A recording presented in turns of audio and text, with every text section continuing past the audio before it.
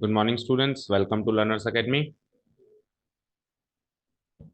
Okay, so the topic you can see on this on your screen is exercise number 13.1. चलो, तो कल हमने जो लास्ट खत्म किया था लिमिट्स एंड डेरिवेटिव्स का इंट्रोडक्शन हमने दो पार्ट्स में खत्म किया, राइट? दो ही हुए ना या तीन हुए? दो पार्ट्स में इंट्रोडक्शन खत्म हुआ। ठीक है, दो पार्ट्स के इंट्रोडक्शन में हमने क्या सीखा? लिमिट्स होती क्या है, इंट्रोडक्शन ऑफ लिमिट्स, राइट? उसके बाद लिमिट्स होती हैं तो एग्जिस्ट करती है कि नहीं करती, existence of limits of a function, है ना? एग्जिस्ट करती है कि नहीं करती, उसे चेक करते हैं एलएचएल और आरएचएल करके, है ना? उसके बाद फिर हमने ये सीखा कि निकालता कैसे हैं, अगर एग्जिस्ट करती है तो निकालना भी पड़ेगा। ठीक है, तो जब हमने और उसके बाद फिर लास्ट में हमने जाते जाते अलजेब्रा ऑफ लिमिट्स भी सीखा, है ना? प्लस माइनस कैसे करते हैं लिमिट्स, वो भी सीखा। ठीक है, अब बात करते हैं कि हमारे पास जो एक्सरसाइज 13.1 है वो आप देख सकते हो, सब में आपको लिमिट्स निकालनी है। क्या कर रहा है? Find evaluate the following limits. क्या कह रहा है? फ्रॉम एक्सरसाइज नंबर 1 to 22, एक से लेकर 22 तक तो आपको इजीली क्या करनी है, मतलब सिंपली क्या करनी है, आपको लिमिट्स निकालनी है। दैट्स इट, यही काम आपको करना है। अब कल जब अपन इंट्रोडक्शन कर रहे थे तो मैंने आपको कुछ एक चार्ट बनवाया था, याद है ना? उस पर एक बार वापस लेके चलूंगा before proceeding to the towards exercise. अपन इस एक्सरसाइज को नोट्स के साथ साथ लेकर चलेंगे, है ना? और देखेंगे किस क्वेश्चन में क्या प्रॉब्लम आई, है ना? किस क्वेश्चन में क्या प्रॉब्लम आई, समझ में आ रही हो? कहना क्या चाहता हूँ, कुल मिला के क्या, लिमिट्स का टॉपिक एक ऐसा टॉपिक है जिसमें आप एक फिक्स रास्ता चुन के नहीं चल सकते कि ये रास्ता फिक्स हो गया और इसी से सारे क्वेश्चन सॉल्व होंगे। जैसे जैसे जैसे जैसे प्रॉब्लम आती जाएगी, रास्ता बदलना पड़ेगा, टेक्निक बदलनी पड़ेगी, डिसीजन चेंज करना पड़ेगा। आपने ये डिसीजन ले लिया, अब आप डिसाइड करोगे कि चलो इससे करना है, फिर आप अल्टीमेट फटाफट से फिर से डिसाइड करोगे नहीं इससे नहीं करना, इससे करना है। ओके, समझ आया क्या कहना चाह रहा हूँ? तो एक बार मैं उस चार्ट की तरफ आपको फिर से लेकर चल रहा हूँ जो हमने कल डिस्कस किया था, before before algebra of limits. ये अलजेब्रा ऑफ लिमिट्स से पहले, ये तो इजी सा टॉपिक था अलजेब्रा में, हमने एक चार्ट डिस्कस किया था कि जैसे ही हमको लिमिट ऑफ ए फंक्शन निकालना होगा, क्या निकालना होगा? Limit of a function, evaluation of limit of a function हमको करना होगा। Evaluation of limit of a function हमको करना, इवेल्युएशन मतलब इवेल्युएट करना, उनकी वैल्यू निकालना, right? Evaluation of limit of a function हमको क्वेश्चन आ गया, आगे एग्जाम में। सबसे पहला हम क्या काम क्या करेंगे? सबसे पहला काम क्या करेंगे? डायरेक्ट सब्स्टिट्यूट करने की कोशिश करेंगे। डायरेक्ट सब्स्टिट्यूट करने का मतलब है जिस लिमिट एक्स की वैल्यू जहां अप्रोच कर रही है वो की वो वैल्यू फंक्शन में पुट अप कर दी। अब डायरेक्ट जब मैं सब्स्टिट्यूट करूंगा तो दो बातें होंगी, या तो एक रियल नंबर, एक फाइनाइट रियल नंबर निकल के आएगा, या फिर एक नॉन रियल नंबर निकल के आएगा। अगर फाइनाइट रियल नंबर निकल के आता है तो ये मेरा आंसर है, दैट्स इट, कुछ करना ही नहीं आगे।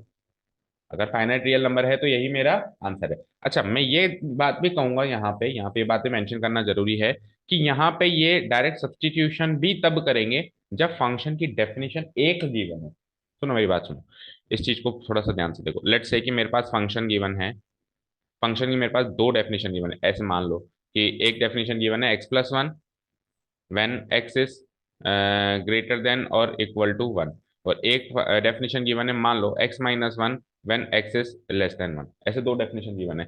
तो अगर मैं इसको नंबर लाइन पे तोड़ूं तो 1 पे टूट रहा है ये फंक्शन, 1 के इर्द गिर्द दो डेफिनेशन है। तो 1 के लेफ्ट साइड पे डेफिनेशन क्या है? लेस देन 1 में x-1, क्या डेफिनेशन है? x-1। और राइट साइड पे डेफिनेशन क्या है? x+1।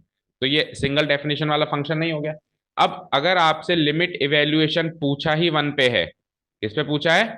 1 पे, तो 1 के तो इर्द गिर्द फंक्शन की डेफिनेशन अलग अलग है ना?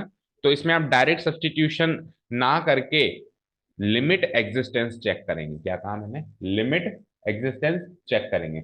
लिमिट एग्जिस्टेंस का मतलब क्या होता है? वही एलएचएल, वही आरएचएल, वही LHL RHL method of H. समझ में आई बात? ठीक है, क्या करेंगे?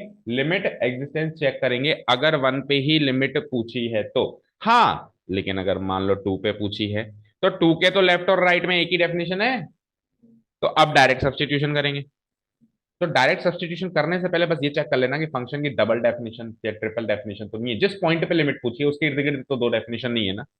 अगर एक ही डेफिनेशन है तो डायरेक्ट सब्स्टिट्यूशन करेंगे, अदरवाइज दो डेफिनेशन है तो हम क्या करेंगे?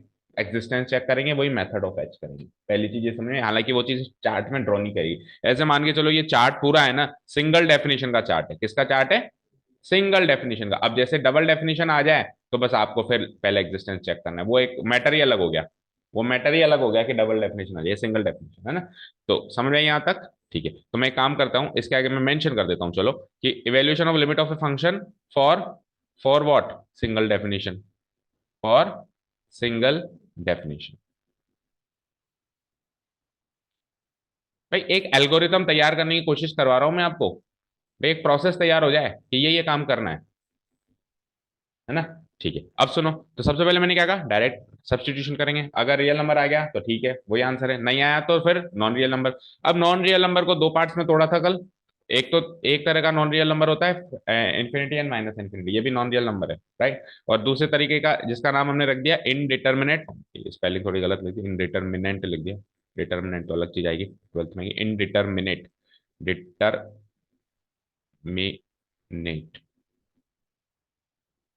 ठीक है, इनडिटरमिनेट फॉर्म्स, ठीक है। हाँ, तो दूसरे फॉर्म्स क्या है, इनडिटरमिनेट। और इनडिटरमिनेट फॉर्म्स में हमने 7 फॉर्म सीखी, ठीक है ना। क्या, 0/0, infinity by infinity, infinity minus infinity, zero की पावर जीरो, इन्फिनिटी की पावर जीरो, वन की पावर इन्फिनिटी, और जीरो इंटू इन्फिनिटी। ये 7 इनडिटरमिनेट फॉर्म्स आ जाएं तो फिर क्या लिखा था अपन ने नीचे, अदर टेक्निक्स। क्या लिखा था अपन ने, अदर टेक्निक्स।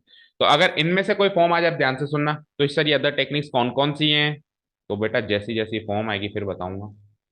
जैसी जैसी फॉर्म आएगी, इनमें से कोई फॉर्म आ जाएगी ना, अभी क्वेश्चन एक्सरसाइज में लेके चल रहा हूँ मैं आपको।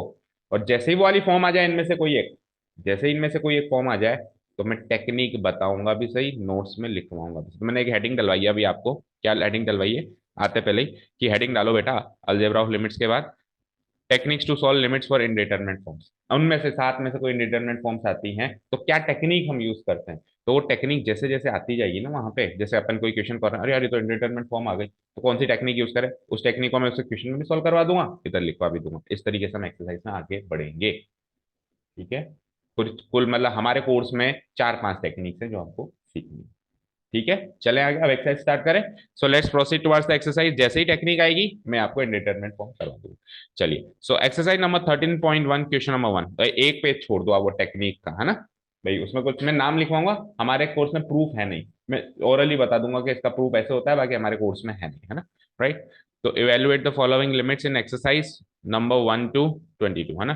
1 से लेकर 22 तक जो ये क्वेश्चन है, इसमें आपको इवेल्युएशन ऑफ लिमिट्स करनी है, लिमिट्स निकालनी है ना। तो देखो, क्वेश्चन का मतलब भी समझ में आना चाहिए, क्या क्वेश्चन है, what is limit x+3। x+3 एक फंक्शन है, उसकी लिमिट चाहिए व्हेन x टेंड्स टुवर्ड्स 3। यानी कि इस क्वेश्चन का मतलब ये है, इस क्वेश्चन का मतलब ये है कि जैसे जैसे x 3 की तरफ बढ़ रहा है, आपका फंक्शन किस ओर बढ़ रहा है वो बताओ।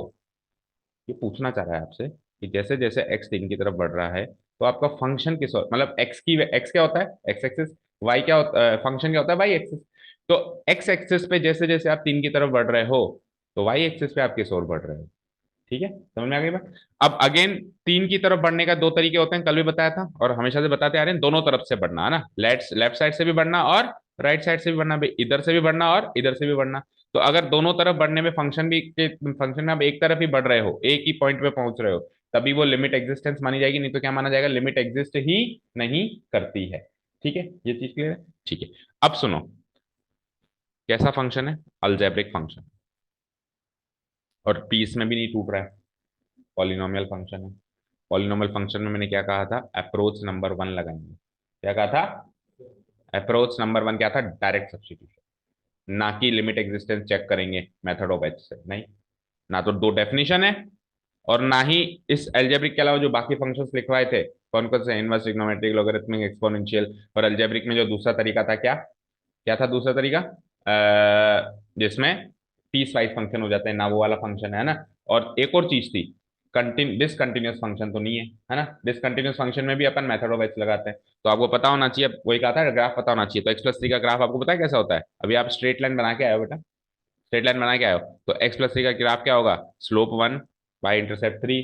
तो स्लोप 1 क्या होता है, स्लोप 1 का मतलब 45 डिग्री। तो ये मान लो y = 3 है, तो 3 से गुजरती हुई इस तरीके की लाइन बनेगी, ये 45 डिग्री, ठीक है। तो वो ग्राफ बनाना आपको पहचान हो जानी चाहिए, है ना। तो आप देख पा रहे हो कि लाइन तो कहीं भी डिसकंटिन्यूअस नहीं, इसको बनाने के लिए एक ही बार में, अगर आपको पता हो बस यहाँ से जा रही है, एक ही बार में आप पेन उठा के बना सकते हो। तो कंटिन्यूअस फंक्शन के लिए भी अपने को मेथड ऑफ एच में नहीं जाना, है ना, डिसकंटिन्यूअस फंक्शन में जाना है। तो साफ साफ जाहिर हो रहा है कि भैया यहाँ तो डायरेक्ट सब्स्टिट्यूशन लगाओ। हाँ, डायरेक्ट सब्स्टिट्यूशन लगाने के बाद अगर आपकी इन्फिनिटी वो नॉन रियल नंबर आ जाए तो वैसे वैसे एक्शन लेते जाना, और अगर फाइनाइट रियल नंबर आ जाए तो वही आंसर है। चार्ट बनाया ना अभी आपने, ठीक है। तो इसकी लिमिट पता है आप कैसे, कुछ शुरू के 5 क्वेश्चन की लिमिट तो ऐसे निकलेगी आपको कि सर बच्चों वाली बातें करवा रहे हो। कुछ भी नहीं करना है, क्या करना है पता है, इक्वल टू का लगाना है, इक्वल टू लगाना है 3 यहाँ पे पुटअप करना है, दैट्स इट। 3 + 3 = 6। बताओ 6 एक फाइनाइट रियल नंबर है कि नहीं है? बस यही आंसर है। बताओ, करो नोट।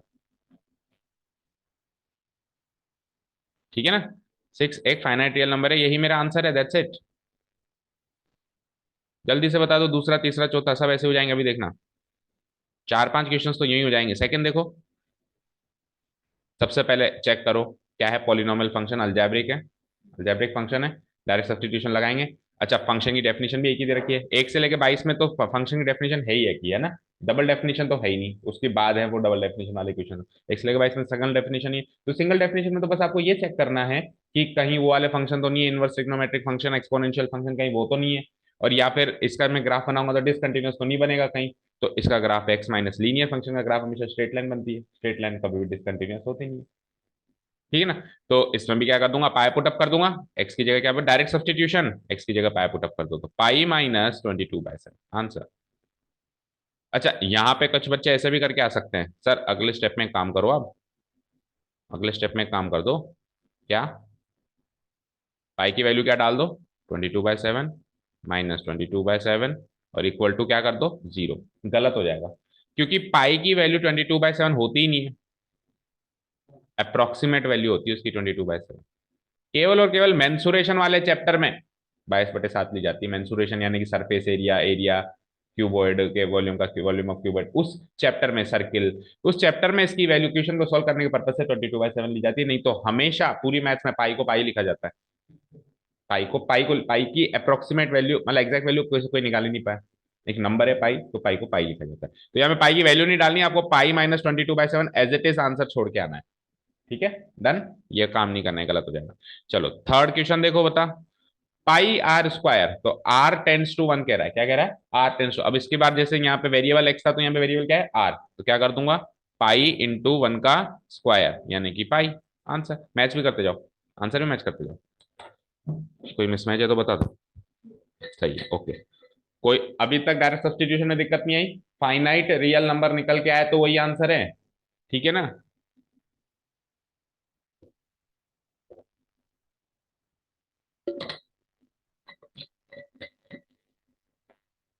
जैसे मैंने आपको इंडिटरमिनेट फॉर्म्स बता दिए, 7 कौन कौन सी होती है, आपके कोर्स में एक ही निकल के आएगी, 0/0 करीब करीब, या इन्फिनिटी तक आ जाएगा। बाकी वो 5-6 तो दिखाई नहीं देगी, बट होती है, वो भी आ जाए तो भी आपको अदर टेक्निक्स यूज करनी है ना। चलिए फोर्थ वन देखो बेटा। तो पहला काम क्या करता हूं मैं, कुछ भी हो जाए, पहला काम क्या करता हूं मैं, डायरेक्ट सब्स्टिट्यूशन के बारे में सोचता हूं। अगर आपको फेयर में नहीं करना, क्योंकि आपको डर लग रहा है कि यार इनडिटरमिनेट फॉर्म ना आ जाए, तो आप रफली करके देख लो, लेकिन पहला काम क्या करेंगे, सब्स्टिट्यूशन। चलो तो 4 4 जा 16 + 3 19 divided by 4 - 2 19/2। Finite real number है या नहीं है? आंसर फिफ्थ पे आए, फिफ्थ पे आ जाओ बेटा, बोलो। ठीक है, मजा आ रहा होगा अभी तुम। ठीक है, अब देखो एक्स की वैल्यू -1। ठीक है, एक्स की वैल्यू -1 लगाते हैं, डायरेक्ट सब्स्टिट्यूशन ही ट्राई करूंगा ना सबसे पहले तो मैं, क्योंकि ये क्या है, ये भी रैशनल फंक्शन है। क्या है ये, रैशनल फंक्शन। मैंने आपको कब किस किस में कहा था कि मेथड, डायरेक्ट सब्स्टिट्यूशन मेथड लगा देना। देखो अलजेब्रिक में भी 2-3 फंक्शन है, रैशनल, इरेशनल, पॉलिनोमियल और पीस वाइज। पीस वाइज को छोड़ दिया था मैंने। पीस वाइज कौन से होते हैं, पीस वाइज मतलब वही डबल डेफिनेशन वाले, उसमें फिर एग्जिस्टेंस चेक करनी पड़ेगी, मेथड ऑफ एच आएगा। तो ये तो रैशनल है ना, बस इनडिटरमिनेट फॉर्म नहीं आ जाएगी। आप डायरेक्ट सब्स्टिट्यूशन जब भी अप्लाई करो किसी भी मेथड के तहत, आंसर आपका इनडिटरमिनेट फॉर्म नहीं आना चाहिए। समझ गए बात? ठीक है। अच्छा, आपको एक इंटरेस्टिंग फैक्ट बताते हैं, अभी इंडिटरमिनेट फॉर्म आएगी ना तब फिर से बताऊंगा। आपको एक इंटरेस्टिंग फैक्ट बताते हैं कि आप इस तरीके से काट सकते हो ना, देखो एक्स मान लो 2x/x है ना, तो आप कभी भी एक्स एक्स काट देते हो ना, आप हमेशा न्यूमरेटर से डिनोमिनेटर तब ही काट सकते हो अगर उसकी वैल्यू 0 ना हो तो, है ना। आप कभी भी 0/0 को काट के 1 नहीं लिख सकते। समझ गए? तो अगर आप 2x काट रहे हो ना, तो आप बाय डिफॉल्ट मान रहे हो कि x यहाँ पे 0 नहीं है, क्योंकि अगर x 0 है तो आप तो 0 से 0 काट रहे हो, गलत हो जाता है। कभी भी 0 से 0 कट के 1 नहीं मिलता। बाकी किसी भी नंबर से नंबर कट के 1 मिल सकता है, यानी हमेशा वही नंबर कट सकता है जिसकी वैल्यू 0 ना हो, जिसकी वैल्यू 0 ना हो, जिसकी वैल्यू 0 हो वो न्यूमरेटर से डिनोमिनेटर कट ही नहीं सकता, क्योंकि 0 से 0 काट के 1 लिखना गलत होता है। ठीक है, अभी आएंगी ऐसी प्रॉब्लम सामने आएंगी, देखो आ जाइए। आ जाइए इसमें -1 रखिए जरा। तो x की पावर 10 यानी -1 की पावर 10 प्लस -1 की पावर 5 प्लस 1 डिवाइडेड बाय नीचे x की वैल्यू -1 ऐसे लिखूंगा। ओके, -1 की पावर 10 क्या होती है? तो इवन पावर पॉजिटिव आंसर देता है और ऑड पावर नेगेटिव आंसर देता है। +1 डिवाइडेड बाय -2, तो 1 - 1 कट गया, तो 1 डिवाइडेड बाय -2, 1 डिवाइडेड बाय -2 यानी -1/2। आंसर मैच करो और फाइनाइट रियल नंबर आ ही रहा है। अच्छा, आंसर कभी जीरो आ जाए तो जीरो भी finite real number. Zero by zero form नहीं आनी चाहिए। जीरो फॉर्म तो फाइनाइट रियल नंबर वाली फॉर्म है, याद रखना। या फिर इंफिनिटी नहीं आनी चाहिए। इंफिनिटी या माइनस इंफिनिटी आ जाए तो है तो वो इंडिटरमिनेट फॉर्म नहीं है। बट बस इंफिनिटी या माइनस इंफिनिटी में आपको मेथड ऑफ एच लगा के एग्जिस्टेंस चेक करनी पड़ेगी। बस एक फिक्स एल्गोरिथम सेट कर लो, ऐसा आ जाए तो ऐसा करना पड़ेगा, ऐसा आ जाए तो। लिमिट का चैप्टर बहुत आसान है इस साल। ओके, क्या पहले तो सबसे पहले तो डायरेक्ट सब्सटीट्यूशन। अगर फंक्शन आपके उनमें से नहीं है, तो अगर है फंक्शन ही उनका है एक्सपोनेंशियल लॉगरिथमिक, तो फिर सीधा ही मेथड ऑफ एच पे जाना है, फिर तो ये डायरेक्ट में पहुंचना ही नहीं। ठीक है ना? ओके, ठीक है। तो अभी तक रैशनल फंक्शन मतलब अलजेब्रिक फंक्शन चल रहा है हमारे हिसाब का। चलो अब सिक्स्थ क्वेश्चन में देखो मजा आएगा। सबसे पहले सर ने बताया है कि रैशनल फंक्शन है समथिंग डिवाइडेड बाय समथिंग, तो डायरेक्ट सब्सटीट्यूशन लगा दिया करो। तो ये देखो मैंने डायरेक्ट सब्सटीट्यूशन लगाया, जीरो लिखा मैंने, एक्स की जगह क्या लिखा? एक्सटेंडिंग टुवर्ड्स जीरो है ना, तो 0 + 1 की पावर 5 -1 और नीचे एक्स की जगह जीरो। फाइन। बोलो 0 + 1 क्या होता है? 1। और 1 की पावर 5 क्या होती है? 1। और 1 - 1 क्या होता है? Zero divided by zero. Oh my God, ये क्या हो गया? ये क्या हो गया? अनर्थ हो गया है। तो 0/0। चाहो तो आप ये बात फेयर में भी लिख सकते हो, कोई जरूरी नहीं रफ में। आप क्या लिख दोगे?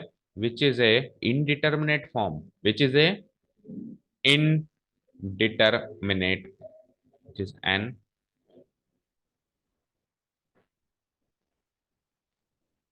which is an indeterminate form।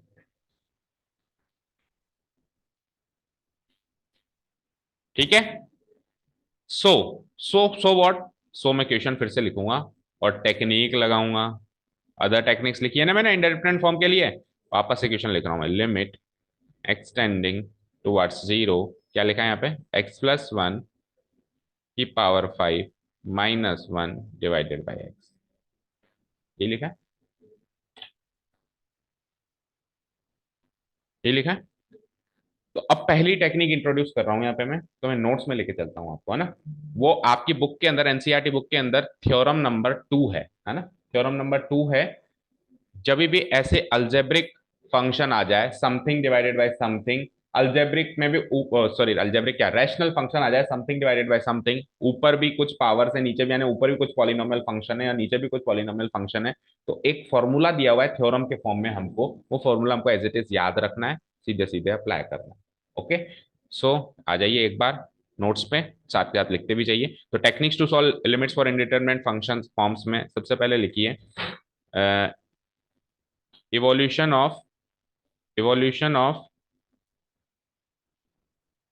rational rational.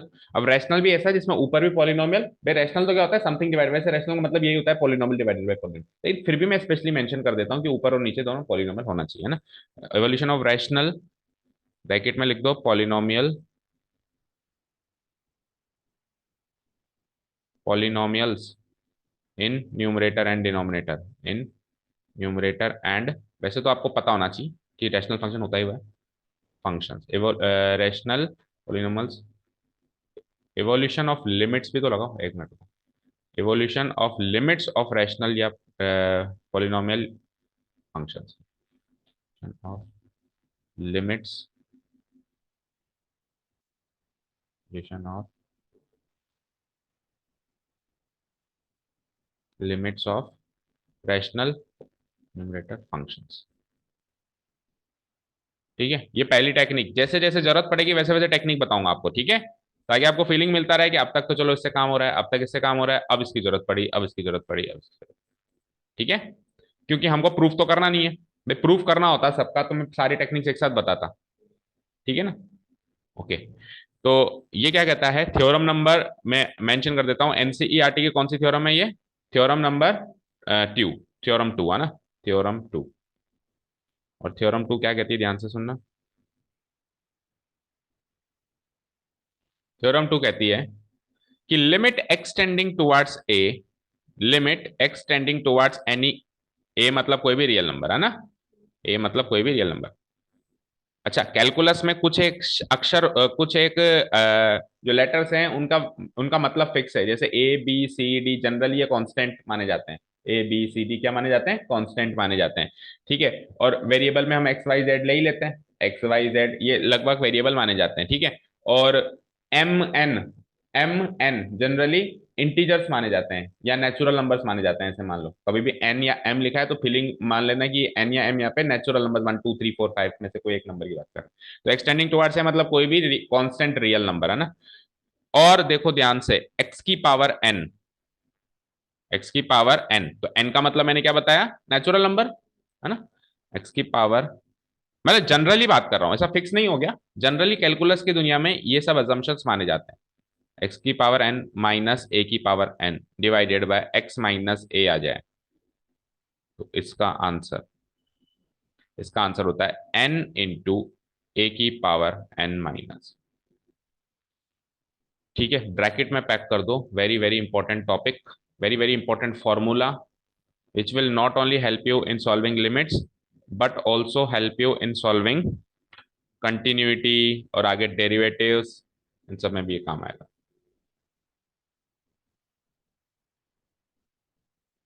कर लिया नोट डाउन। इस शक्ल का कुछ दिखाई देना तो उसको इस तरीके से सॉल्व कर दो, इस शक्ल को पहचान लो एक बार, ये शक्ल कैसी है देखना ध्यान से, कि ये शक्ल कुछ ऐसी दिखाई दे रही है। आ गई, आ जाओ। ये शक्ल कुछ ऐसी दिखाई दे रही है कि एक्स की पावर एन है कोई नेचुरल नंबर, हालांकि यहाँ पे अगर नॉन नेचुरल नंबर आ जाए तो भी ये फॉर्मूला अप्लाई होगा ना। तो ऐसे चलो मैं नेचुरल नंबर नहीं बोल रहा हूँ, नहीं तो फीलिंग वैसी आएगी। मान लो यहाँ पे 1.5 है तो 1.5 नेचुरल नंबर नहीं है, लेकिन फिर भी अप्लाई होगा। आपकी बुक में भी गिवन है कि एन का मतलब ऐसा तो नेचुरल नंबर होता है, लेकिन ये फॉर्मूला नॉन नेचुरल नंबर के लिए भी ट्रू है, किसी भी रियल नंबर के लिए ट्रू है, एन कोई भी रियल नंबर हो सकता है। यानी एक्स की पावर समथिंग है माइनस कोई नीचे कांस्टेंट है उसकी पावर भी समथिंग है, और डिवाइडेड बाय में ये एन और एन भूल जाओ, केवल ऐसा है एक्स माइनस ए। ठीक है, और लिमिट होनी चाहिए X to A, X extending towards है, एक्स ए की तरफ बढ़ रहा है। तो उस पूरी चीज को हम शॉर्ट में कैसे लिख सकते हैं, हमको कहीं ए वे पुटअप करने की जरूरत नहीं, क्योंकि अगर सपोज करो मैं ए पुटअप करूं तो 0/0 बन रहा है, चेक करो। एक्स की जगह जैसे मैं ए पुटअप करूं तो ए की पावर एन, ए तो ए की पावर एन माइनस ए की पावर एन जीरो, और ए माइनस ए जीरो। ठीक है, तो ये 0/0 फॉर्म बन रही है। ठीक है, 0/0 फॉर्म बन रही है तो इसका आंसर इनडिटरमिनेट फॉर्म है, तो इसमें आपको पुट नहीं करना, जिसमें इनडिटरमिनेट फॉर्म होती है उसमें आपको पुट नहीं करना होता कुछ, उसमें पहले वो फैक्टर कल भी बताया था वो कारण ही हटा दो जो 0/0 बना रहा है, और उसके बाद पुटअप करो। ठीक है ना, तो हम क्या करेंगे, इसका आंसर ही क्या लिख देंगे, N to the power A, N into A to the power N minus, तो इसमें कहीं एक्स है ही नहीं, इसमें कहीं एक्स है क्या, तो फिर बाद में पुटअप करने की जरूरत भी नहीं पड़ेगी। ठीक है, अच्छा इसका प्रूफ करना नहीं है, हिंट दे देता हूं, बुक के अंदर है इस जगह पे, that is not in our course, तो मैं आपको हिंट दे देता हूं, थ्योरम नंबर 10 आ जाइए, थ्योरम नंबर 2 सॉरी, ये इसके लिए बाइनोमियल थ्योरम का एक्सपेंशन किया है उन्होंने, है ना। क्या किया है इन्होंने, इसका binomial theorem, X to the power N minus A to the power N ये होता है। अब बोथ साइड्स मैंने एक्स माइनस ए से डिवाइड करा दिया, एक्स माइनस ए से इधर भी डिवाइड करा दिया, एक्स माइनस ए से इधर भी डिवाइड करा दिया, और पूरे एक्सप्रेशन को भी एक्स माइनस ए से डिवाइड करा दिया, तो ये तो कट गया। तो ये वाला जो एक्सप्रेशन है वो ऐसे बन गया। अब आपने लिमिट इधर लगाई तो लिमिट इधर भी लगेगी, तो इधर एक्स की जगह जब आप ए पुटअप करोगे, एक्स की जगह आप यहाँ पे डायरेक्ट सब्सटीट्यूशन ए पुटअप करोगे, तो जहां जहां पर आपका एक्स है वहां वहां पर ए आ जाएगा, तो ये ए की पावर एन माइनस वन, ये ए की power N minus two into A, फिर ये ए की पावर ऐसे चलता जाएगा, लास्ट टर्म क्या हो जाएगी आपके A to the power N minus one, है ना। अब ए इंटू जैसे ही मल्टीप्लाई होगा तो ये भी ए की पावर एन माइनस वन हो जाएगी, क्योंकि इसकी पावर वन है। तो आगे देखो, अगर ये एन माइनस थ्री है तो टू है, तो यहाँ पे भी ए आ जाएगा, तो N minus three plus two again N minus one हो जाएगा, तो सारी terms A to the power N minus one वाली बन जाएंगी from first to last, A to the power N minus one, A to the power N minus है, और कितनी टर्म्स है, एन टर्म्स है, तो N into A to the power N minus. ठीक है, तो ये यहां से प्रूफ निकल के आया है इसका। Again proof is not important from our examination point of view, हमको तो बस ये थ्योरम टू याद रखनी है, 0/0 आ जाए, रेशनल है ऊपर नीचे, ऐसी फॉर्म में कन्वर्ट कर लो। ठीक है, चले आप क्वेश्चन की तरफ वापस, फॉर्मूला याद हुआ। ठीक है, ये पहली टेक्निक हमको यहाँ पे मिली। अब फॉर्मूला याद हो गया तो हमारा क्वेश्चन क्या था, एक बार चलते हैं।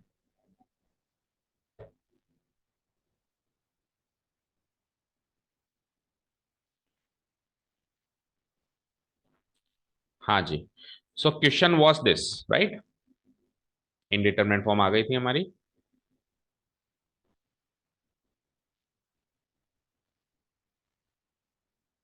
ठीक है, ऐसे ये वाला क्वेश्चन था हमारा, इनडिटरमिनेट फॉर्म आ गई थी।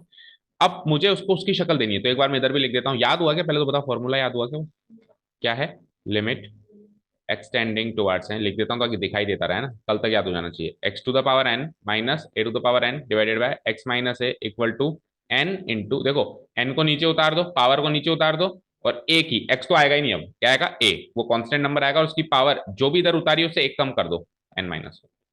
ठीक है, इजी सा फॉर्मूला है। चलो अब मुझे क्या करना है, मुझे इसको इसकी शक्ल का बनाना है, क्योंकि इंडिटरमिनेट फॉर्म बन रही है। अगर नहीं बनती तो मैं ऐसी माथाफोड़ी करता ही नहीं, वही आंसर आ जाते। इसको इसकी फॉर्म का बनाना है, इसको इसकी शक्ल देनी है, तो आपको कुछ कुछ अब मैथमेटिकल चेंजेस करने पड़ेंगे ताकि ये जो है इस फॉर्म का दिखाई दे। ठीक है, तो देखो यहाँ पे जो एक्स की पावर एन है, यहाँ पे तो एक्स प्लस वन की पावर एन है, तो क्यों ना मैं एक्स प्लस वन को कोई तीसरा वेरिएबल वाई मान लूं। भाई सिंगल की पावर एन है ना, या तो भाई एक एक्स क्या है, एक मोनोमियल है, और एक्स प्लस वन क्या है, बाइनोमियल है। तो बाइनोमियल को मोनोमियल बनाना है, इस बाइनोमियल को कोई तीसरा वेरिएबल मान लो। तो देखो मैं क्या कर रहा हूँ, लेट, ध्यान से देखना, पहले एक बार देख लो। मैं एक्स प्लस वन को क्या मान लेता हूँ, वाई, या कुछ भी अलग चीज मान ली, दूसरा वेरिएबल मान लिया। वेरिएबल एक्स वाई जेड ही मानते हैं कैलकुलस में, तो एक्स प्लस वाई को क्या मान लिया मैंने, वाई। तो एक्स प्लस वाई को अगर मैंने वाई मान लिया, तो ये पूरी एक्सप्रेशन कैसे चेंज हो जाएगी, ध्यान से देखना। ठीक है ना, तो यहाँ लिख देता हूँ सो, भाई इधर एक थोड़ा सा गैप देके यहाँ लिख देता हूँ सो, इसको जैसे मैंने वाई माना तो ये पूरी एक्सप्रेशन ऐसे चेंज हो जाएगी। सो लिमिट, ये एक्सटेंडिंग टू जीरो को एक बार खाली छोड़ो, बताता हूँ इसमें भी क्या होगा, आगे चलते हैं। पहले एक्स प्लस वन का, वन की जगह क्या लिख दिया मैंने, वाई, तो ये वाई की पावर फाइव। अच्छा, वन को भी मैं वन की पावर फाइव लिख सकता हूँ, क्योंकि शक्ल वैसी बनानी है। शक्ल मुझे वैसी बनानी है कि एक्स की पावर एन माइनस ए की पावर एन, ए कांस्टेंट है, वन कांस्टेंट है, लेकिन वन की पावर भी वही डालनी है जो एक्स की पावर डाली थी। तो एक्स की जो तो मैंने वाई वेरिएबल ले लिया।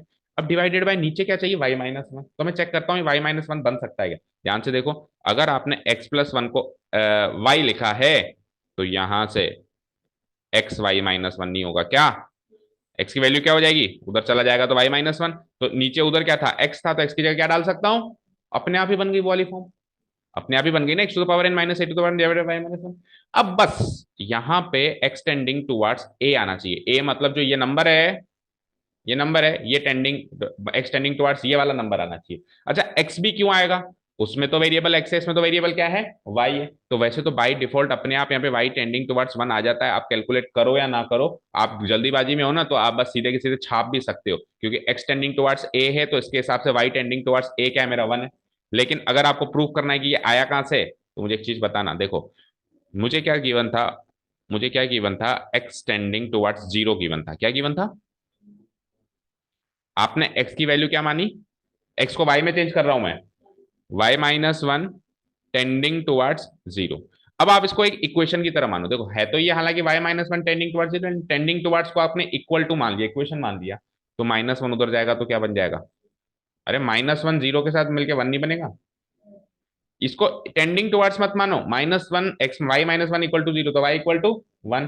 तो अगर Y minus one tending towards zero है, तो वाई टेंडिंग टुवर्ड्स वन है, यहां से निकल के आया, implies Y tending towards one. तो X tending towards zero convert होके वाई टेंडिंग टुवर्ड्स वन में चेंज हो चुका है, और अब ये पूरी की पूरी शक्ल वैसी की वैसी दिखाई दे रही है जैसे मेरी formula. Ask your doubts if any, ये काम आपको बहुत सारे क्वेश्चंस में करना पड़ेगा, ऐसी शक्ल बनाने का काम।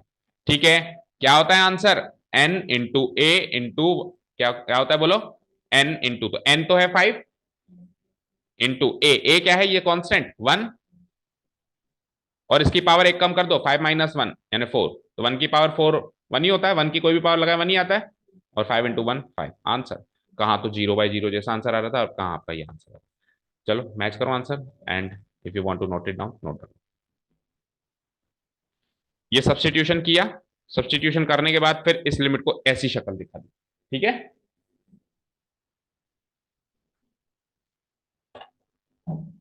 तो यहां से मान लो ये इंडिटरमिनेट फॉर्म का कारवा शुरू हो, ऐसा नहीं कि डायरेक्ट सब्स्टिट्यूशन नहीं लगेगा, और में लग सकता है, बट अब बीच बीच में ऐसे आते रहेंगे। ठीक है।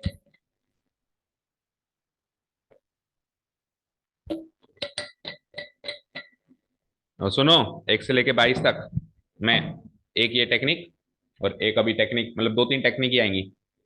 एक तो ये टेक्निक आएगा, मैंने क्या कहा, क्वेश्चन आएगा तो बताऊंगा ना। चलो आगे। हाँ जल्दी।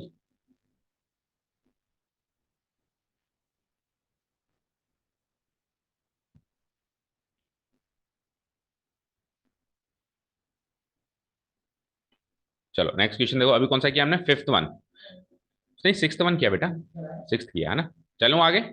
अच्छा, ये गलती मत कर देना, कई बच्चे करते हैं गलती कि इसको इसकी शक्ल का तो बना देते हैं, लेकिन लिमिट एक्सटेंडिंग टुवर्ड जीरो था, यहाँ पे अभी भी एक्सटेंडिंग टुवर्ड जीरो चल रहा होता है, तो ये गलत है। अगर इसको आप N to the A power one N minus one लिखते, गलत है। फॉर्मूले में एक्सटेंडिंग टुवर्ड्स ए होना चाहिए, यानी जो वेरिएबल अंदर हो रहा है वो उस कांस्टेंट की तरफ टेंड होना चाहिए।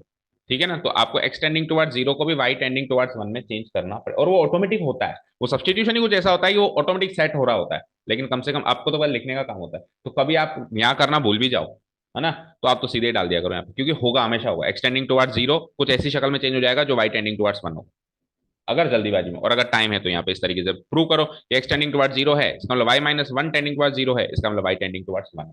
ठीक है, कर दूं डिलीट। नेक्स्ट,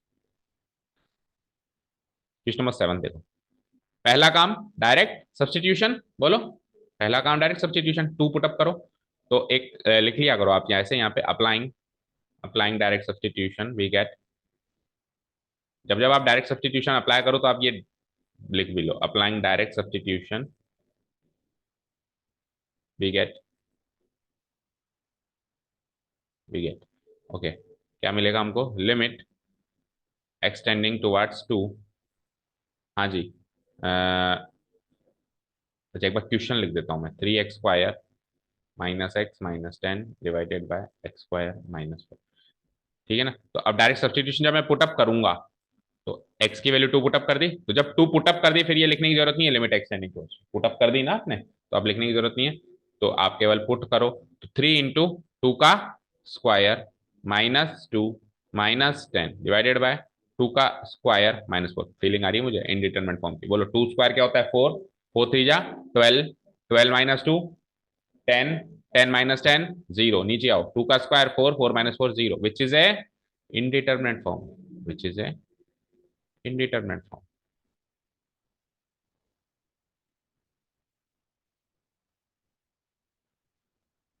सो सो चेंज करना पड़ेगा, सारा टेक्निक ही चेंज करनी पड़ेगी, तो फिर से लिख दो question, limit extending towards two 3x² -x -10 divided by x²। Clear है यहाँ तक। अब सुनो, अभी अभी जो आपने फॉर्मूला सीखा था उसमें नीचे तो x - a था कि नहीं था, तो यहाँ तो डिनोमिनेटर में आपको स्क्वायर दिख रहा है, तो इससे पता चल रहा है कि यहाँ पे अब उस टेक्निक के अलावा भी कुछ और टेक्निक है। ठीक है, और एक हिंट भी ले लो, ऊपर और नीचे इस तरीके के पॉलिनोमियल फंक्शन दिखाई दे, कि नीचे तो लीनियर है ही नहीं, नीचे लीनियर होता है तो आपको हिंट मिलता है कि वो वाला फॉर्मूला लग रहा है, अब नीचे लीनियर तो है नहीं।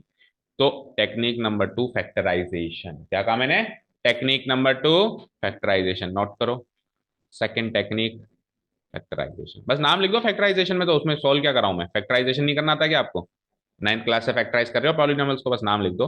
Second technique is factorisation of polynomials, factorisation of polynomials, नाम लिखो और चलो फैक्टराइज करते हैं।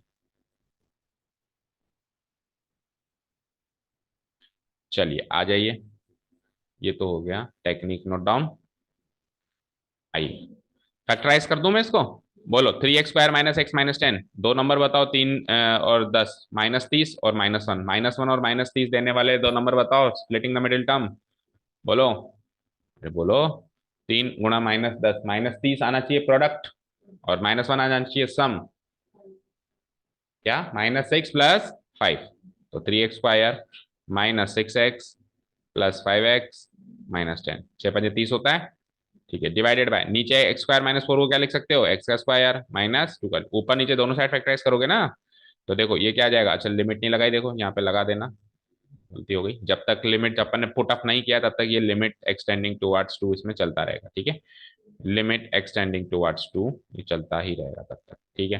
हाँ अब सुनो, इसमें कॉमन ले लूं, three x square minus six x में से क्या आएगा कॉमन, थ्री एक्स क्या बचेगा, ठीक है। आगे में प्लस फाइव कॉमन ले लूं, क्या बचेगा, एक्स माइनस टू। अरे एक्स माइनस टू फिर से कॉमन ले लूं क्या एक ही स्टेप में, क्या छोटी मोटी बातें करवा रहे हो। एक्स माइनस टू ले लूंगा फिर से कॉमन, क्या बचेगा, थ्री एक्स, और इधर क्या बचा था, plus five, three X plus five बचा, देख लो चेक कर लो, यही आया। और नीचे A square minus B square लगाओ भैया, A minus B into plus B. अब देखो ध्यान से, ये तो गया, कब जा सकता है ये तब जा सकता है जब इसकी वैल्यू जीरो ना हो। तो एक्स टेंडिंग टुवर्ड्स टू है, एक्स टू की तरफ अप्रोच कर रहा है, एक्स टू थोड़ी ना, अगर एक्स टू होता तो इसकी वैल्यू जीरो होती, टू माइनस टू जीरो होती ना इसकी वैल्यू, तो मैं काट सकता हूं मतलब उसको। तो लिमिट के क्वेश्चन में आपको हमेशा ऊपर नीचे काटने से पहले मेक श्योर करना है कि उसकी वैल्यू जीरो तो नहीं है, क्योंकि जीरो से जीरो नहीं काट सकते। अगर जीरो से जीरो काट सकते थे तो फिर यहीं काट के वन लिख देते ना फिर इतनी माथापड़ी क्योंकि, अगर जीरो से जीरो काट सकते थे तो वहीं काट लेते, फिर इतनी माथापड़ी क्योंकि, वो जीरो से जीरो नहीं कर सकता इसलिए तो इतनी बड़ी माथापड़ी हुई। तो मैं इधर एक्स माइनस टू जब भी काटूंगा ना, तो मैं इधर एक रीजन डाल दूंगा, because X minus two is not equal to zero, है ना, एक्सटेंडिंग टुवर्ड्स टू है, एक्स की वैल्यू टू नहीं है, ठीक है ना। ओके, चलो ये चीज हुई यहाँ पे। अब क्या बचा, अब जो भी बचा उसमें वही काम करना है, सब्सटीट्यूशन जैसा करते थे, ठीक है। तो यहां से स्पेस नहीं, यहां ले आता हूं मैं इसको। तो it will be like limit, जब तक सब्सटीट्यूशन नहीं हो जाता तब तक ये साथ साथ घूमेगा इसके, limit extending towards two, limit extending towards two, है ना। क्या बचा, three X plus five divided by, अब एक बार और सब्सटीट्यूशन अप्लाई करेंगे, अगर फिर से इंडिटरमिनेट फॉर्म आ गई तो कोई वापस टेक्निक हो सकता है, ये टेक्निक फिर से कोई दो, और नहीं आई फाइनाइट नंबर आया तो वही आंसर। चलो अगेन अप्लाइंग डायरेक्ट सब्सटीट्यूशन, तो थ्री टू जा, वैसे हो ही जाता है एक बार में, थ्री टू जा सिक्स प्लस फाइव इलेवन, और टू प्लस टू, तो थ्री टू जा six plus five eleven, eleven by four, answer finite real number है, आंसर चेक करो। तो टेक्निक नंबर टू भी क्लियर है, फैक्टराइजेशन आती है आपको, बस ऊपर नीचे काट देना, काटने से पहले मेक श्योर करना उसकी वैल्यू जीरो नहीं होनी चाहिए, ओके। कहीं से भी आपको हिंट मिलेगा कि उसकी वैल्यू जीरो नहीं है इस क्वेश्चन में। चले नेक्स्ट, थर्ड एट वाला तो मुझे साफ साफ यही फैक्टराइजेशन वाला ही दिखाई दे रहा है, कर दूं डिलीट, करोगे ये वाला, चलो एट वाला ट्राई करो फटाफट,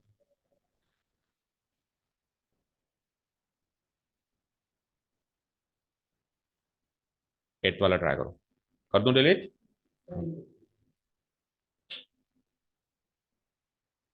पहले डायरेक्ट सब्स्टिट्यूशन लगा के देखना है ना, ये प्रोसेस तो फॉलो करना है, ऐसा नहीं कि सर फीलिंग आ रही है भाई इसमें तो फैक्टराइजेशन होगा, फैक्टराइजेशन के बिना भी सॉल्व हो रहा है तो फिर क्यों बड़ी टेक्निक को यूज करना, समझ गए।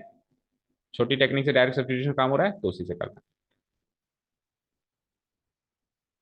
तो डायरेक्ट सब्स्टिट्यूशन में तो आपने सिंपली थ्री लगा दिया ना, तो थ्री की power four minus eighty one divided by two into three का square minus five into two minus three, so three की पावर फोर एटी वन ही होता है, माइनस एटी वन, ऊपर तो जीरो हो ही गया है लेकिन नीचे भी जीरो आ रहा है कि नहीं आ रहा है। थ्री का स्क्वायर क्या होता है, नाइन टू जा एटीन, माइनस फाइव टू जा टेन, माइनस थ्री, तो eighty one minus eighty one zero, और एटीन माइनस टेन एट, अरे सॉरी एक मिनट फाइव इंटू थ्री रखना है, यस फाइव थ्री जा फिफ्टीन, क्योंकि नीचे अगर जीरो नहीं आया तो फिर तो ये फाइनाइट रियल नंबर हुआ ना, जीरो भी फाइनाइट रियल नंबर है।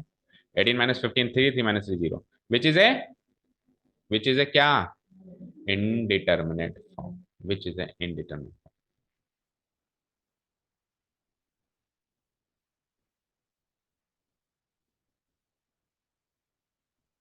अच्छा एक चीज और मैं कहूंगा यहाँ पे, देखो बोर्ड तो है नहीं अभी इस साल, आपकी 11th क्लास है ना, टेक्निक्स आपने देखा ये भी है। अब डायरेक्ट सब्स्टिट्यूशन में भी कई टीचर्स या कई क्लासेस में मैंने देखा है कि वही एग्जिस्टेंस ऑफ लिमिट चेक कराते हैं, मतलब डायरेक्ट सब्स्टिट्यूट नहीं कराते हैं, वो LHL three minus three plus में कन्वर्ट करके ले जाते हैं इसको और एग्जिस्टेंस चेक कराते हैं, ठीक है। अब वो लिमिट एग्जिस्ट करेगी मुझे पता है, तो मैं डायरेक्ट सब्स्टिट्यूट कर रहा हूँ मुझे पता है, ठीक है ना। तो टीचर टू टीचर मेथड अभी भी डिफर कर सकता है, हो सकता है कि इनमें से शुरू के दो तीन क्वेश्चन में आपको डायरेक्ट सब्स्टिट्यूट ना करा के एग्जिस्टेंस चेक करवाइए, left hand limit right hand limit, है ना, तो गलत कुछ भी नहीं है, उनको विश्वास नहीं हो रहा कि लिमिट एग्जिस्ट कर रही है, मुझे विश्वास है तो मैंने डायरेक्ट लगवा दी, है ना। और बोर्ड एग्जाम्स में अगर ये चैप्टर आता तो आप इस तरीके से कर देते, आपको मार्क्स मिल जाते, इसकी गारंटी मेरी है। ठीक है, तो आपके टीचर का तरीका थोड़ा बहुत डिफर हो तो ये नहीं कि सर आपने कुछ अलग पढ़ाया है ना, ठीक है, ये डिफर हो सकता है, which is an indeterminate form. क्योंकि लिमिट चैप्टर ही ऐसा है कि आप एक ही चीज को पकड़ के नहीं ले सकते ना, ये टेक्निक है। ओके, चलिए, तो अब आपको क्या करना पड़ेगा, अगेन लिखना पड़ेगा और फैक्टराइज करना पड़ेगा, क्योंकि फैक्टराइजेशन की बो आ रही है मुझे यहाँ से बहुत भयंकर। ये फैक्टराइज होगा और होके कुछ ना कुछ कटेगा। ठीक है, अच्छा एक और चीज सुन लो, इधर देखो स्क्रीन पे, एक्स टेंडिंग टुवर्ड्स 3 है ना, तो x minus three tending towards 0 होगा। 3 इधर चला जाए तो 100% एक्स-3 कटेगा ऊपर नीचे, ये हिंट मिल जाता है, क्योंकि x-3 तो उसको 0/0 बना रहा है। x-3 ही तो वो चीज है जो उसको 0/0 बनानी है, वही कट गई तो 0/0 बन सकता है क्या ये। तो आपको हिंट मिल गया कि इसको फैक्टराइज करोगे तो x-3 एक फैक्टर बनने वाला है और वही कटने वाला है ऊपर और नीचे। ठीक है, चलो, पिछले बार x-2 फैक्टर बना था, याद है ना, क्योंकि x टेंडिंग टुवर्ड्स 2 था। चलो, तो x इसको मैं क्या लगा दूं, इसको मैं एक बार तो चलो, लिमिट तो जब तक नहीं लगेगी तब तक साथ साथ घूमेगी इसके। एक्स का एक्स स्क्वायर का स्क्वायर -9 का स्क्वायर बोलो, और नीचे तो वही 2 × 3 = 6, और सम चाहिए -5, और प्रोडक्ट चाहिए -6, बोलो दो नंबर, -5 -3 -2, तो -2x -3x -3, limit extending towards 3। बोलो एक्स, इसको क्या लिख सकते हो, a-b × a + b, x² - 9 × x² + 9।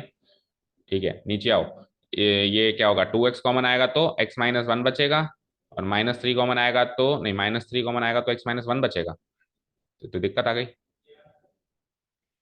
-3 अगर इसमें से कॉमन आया तो x+1 बच जाएगा, यहाँ तो x-1 आ रहा है, गलत नंबर्स ले लिए मतलब अपन ने।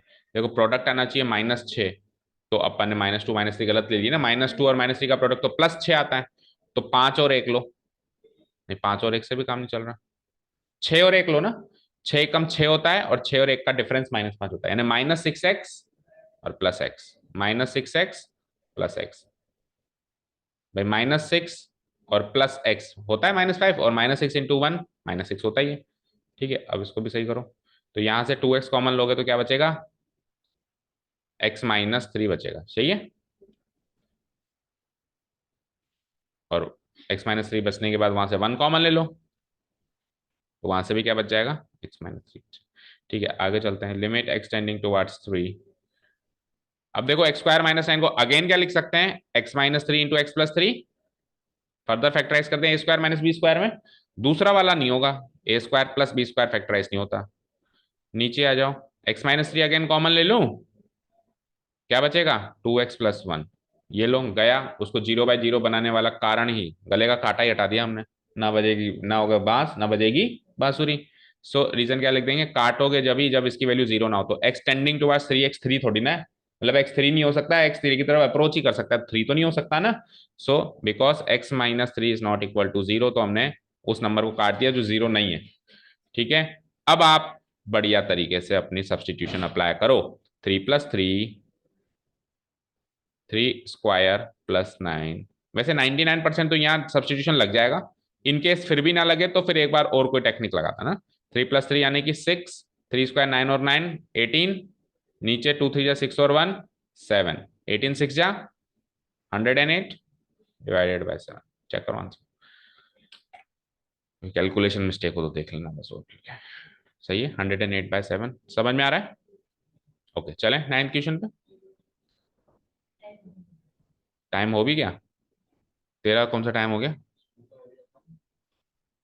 तेरा तो लेट है तो, हाँ, 2 क्वेश्चन और करो, 10 तक तो करो कम से कम, और अगले में इनडिटरमिनेट फॉर्म बनी नहीं रही है, ऐसी डायरेक्ट सब्सटीट्यूशन है 9 तो। आप जाओ बोले, अगर आप लेट हो रहे तो अनुष्का, कल की वीडियो नहीं डाली क्या, डल गई, ऐसा हो ही नहीं सकता। चलो देखते हैं, हाँ क्वेश्चन नंबर 9th, देखो भैया, एक्स टेंडिंग टुवर्ड्स 0 है, क्या है, एक्स टेंडिंग टुवर्ड्स 0, तो डायरेक्ट सब्सटीट्यूशन पहला हमारा परम सिद्ध अधिकार है, कुछ छीन नहीं सकता हमसे, अब अगर वो फाइनाइट रियल नंबर आता है तो मैं उसी पे जाऊंगा, तो a × 0 + b और c into 0+1, a into 0 0, 0 plus B, और c इंटू 0 0, 0+1, तो b/1 b, आंसर खत्म। फाइनाइट रियल नंबर है ना, एबीसी कांस्टेंट माने हैं ना मैंने कैलकुलस में, तो इनडिटरमिनेट फॉर्म बन ही नहीं रही, तो क्यों सोचूं, B is the answer. Okay, तो मैंने ऐसा नहीं कहा कि बीच बीच में नहीं आ सकते फाइनाइट रियल नंबर वाले। ठीक है, अब 10th अच्छा क्वेश्चन है, ये करके फिर जाओ बोले शायद से।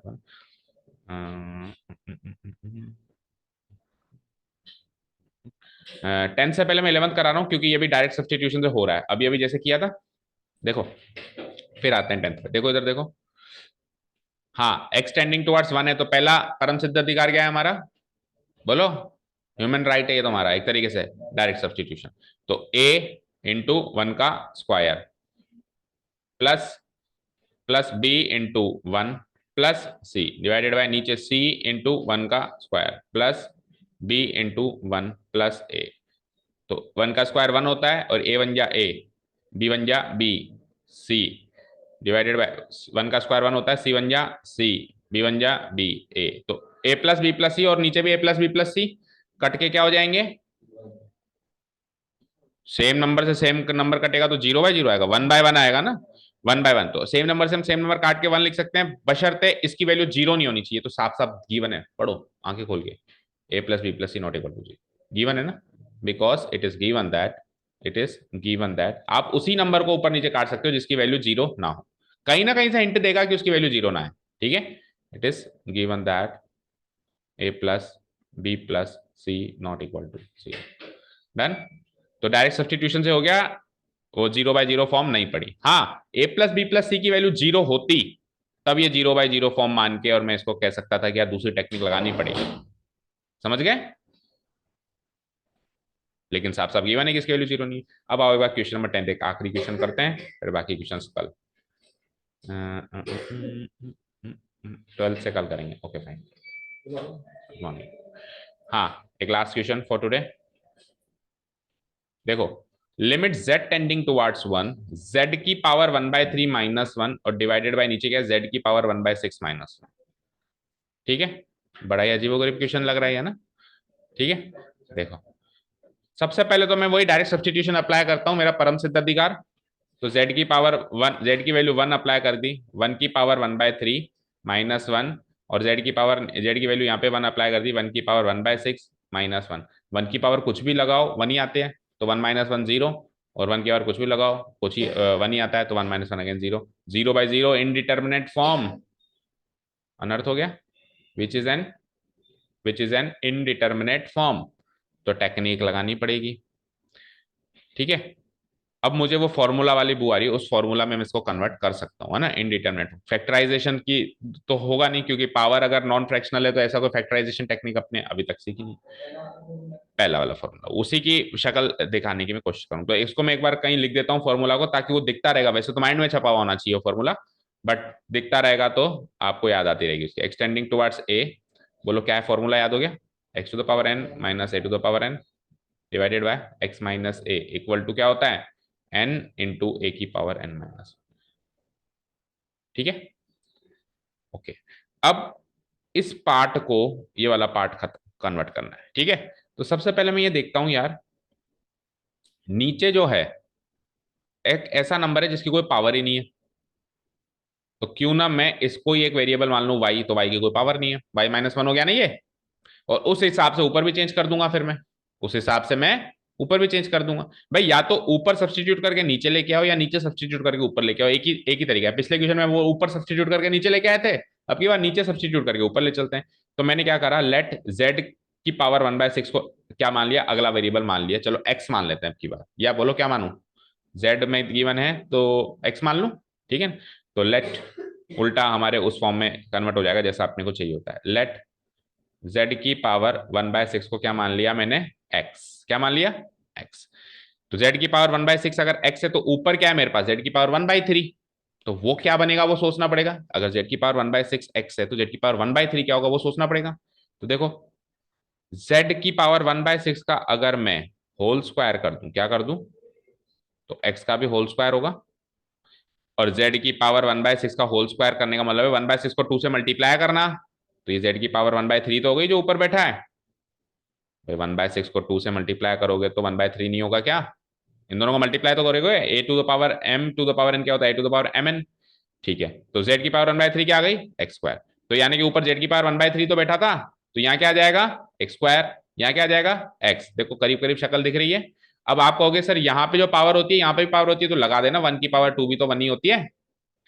ठीक है, अब बस यहाँ पे जो x है वो टेंडिंग टुवर्ड्स a होना चाहिए, a होना चाहिए।